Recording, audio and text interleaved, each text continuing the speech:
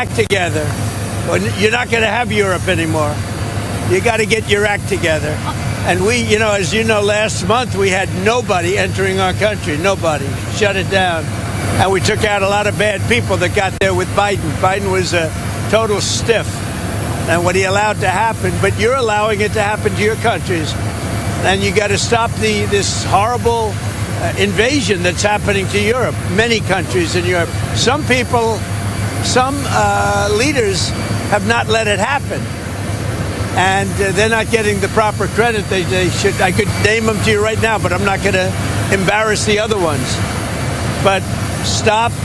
This immigration is killing Europe. And the other thing, stop the windmills, killing the beauty of your countries. Thank you very much, everybody. And Trump there in Scotland. Let's lift up the audio. You have to work out? Nothing. We I think it's more of a celebration than a workout. It's a great deal for both. And we're going to have a meeting on other things other than the deal. The deal is concluded. So from Gaza, the French president, Emmanuel Macron, just said that France will officially recognize the Palestinian state. What's your comment?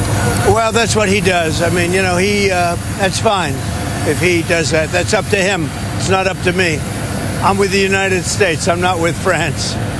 And the humanitarian situation in Gaza, we hear very dire warnings about. I think it's terrible what happened with Hamas. They tapped everybody along, and we'll see what happens. We'll see what response Israel has to that. But it's getting to be that time. Are you concerned about the end? There's a 50-50 chance of a deal. What is left to work out? What are the final sticking points? I don't know. With the European Union, I think we have a good 50-50 chance. That's a lot. What are the sticking points that you? Well, I don't want to tell you what the sticking points are, but the sticking points are having to do with maybe 20 different things. You don't want to listen to all of them. Yes. What advice are you going to have for our Prime Minister about free speech? Very important to people here. Well, it is, but I like your Prime Minister. He's slightly more liberal than I am, as you've probably heard, but he's a good man. He got a trade deal done. And, they've been working on this deal for 12 years. He got it done. It's a good deal. It's a good deal for the UK. So, no, I'll be seeing him tomorrow, I guess, tomorrow evening. And this is our wonderful ambassador, as you know. He's doing a good job. He's a very, very successful man. He'll be doing a good job. The Royal and Ancient says you're going to have to improve infrastructure at Turnberry to bring the Open back. Is that something you're going to I don't know. The best course anywhere in the world is Turnberry. The players all want to be at Turnberry. Everybody wants to be at Turnberry, so we'll see how that works out. The infrastructure needs to be I think the infrastructure in the course is good. In fact, the Royal and Ancient, I don't know if you're aware of this, they spent a lot of money, hundreds of thousands of dollars, or probably into the millions of dollars, and they've laid all the wire for television and for electricity under the holes of Turnberry, so that when the Open gets there, they have it all done. They paid for that. But we're talking about roads and railway stations. I don't know. See, I don't know what you can do. All I can tell you is that it would be the best place anywhere in your country to have. There's no place like it. There's no place like Turnberry. It's probably the best course in the world. And I would say Aberdeen is right up there also. Aberdeen's great. And while we're here, I'll be with my son, and he's going to cut a ribbon for the second course at Aberdeen, which is just about equal to the first. I mean, it's going to be a battle. It's, as you know, they're very highly rated. And the second course is great. Sean Connery helped get me the permits. If it weren't for Sean Connery, we wouldn't have those great courses.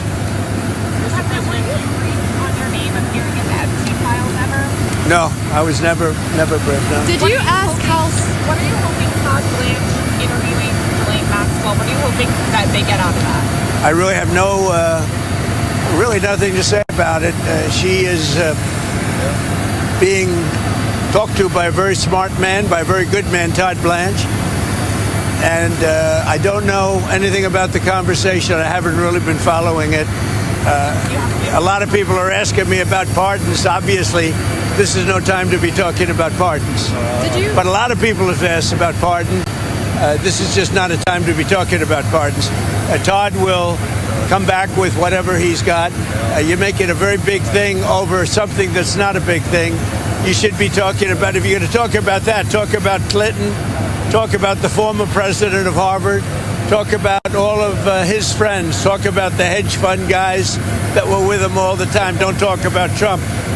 What you should be talking about is the fact that we have the greatest 6 months in the history of a presidency, according to a lot of people. And we had an amazing 6 months. And this is sort of an example of it. Now we're meeting with the European Union, we're also meeting with, as you know, the head of UK, Prime Minister, and I look forward to that. But we're meeting in terms of a deal. We're meeting with the European Union, and that would be actually the biggest deal of them all if we make it. Did you ask House Republican leaders to not vote on the resolution about releasing the files? I was never involved in that. I'm focused on making deals. I'm not focused on conspiracy theories that you are. I mean, I watch you people. It's so sad. You ought to talk about the success of our country instead of this nonsense you talk about over and over again. You've done an amazing job on illegal migration in America. I have. People here are very worried about the situation. Record numbers. Well, I say two things to Europe. Stop the windmills. You're ruining your countries. I really mean it. It's so sad. You fly over and you see these windmills all over the place, ruining your beautiful fields and valleys and killing your birds. And if they're stuck in the ocean, ruining your oceans. Stop the windmills. And there's a couple of things I could say, but on immigration, you better get your act together. You're not going to have Europe anymore. You got to get your act together. And we, as you know, last month we had nobody entering our country. Nobody. Shut it down. And we took out a lot of bad people that got there with Biden. Biden was a total stiff. And what he allowed to happen, but you're allowing it to happen to your countries. And you got to stop this horrible invasion that's happening to Europe. Many countries in Europe. Some people, some leaders have not let it happen. And they're not getting the proper credit they should. I could name them to you right now, but I'm not going to embarrass the other ones. But stop. This immigration is killing Europe. And the other thing, stop the windmills, killing the beauty of your countries. Thank you very much, everybody.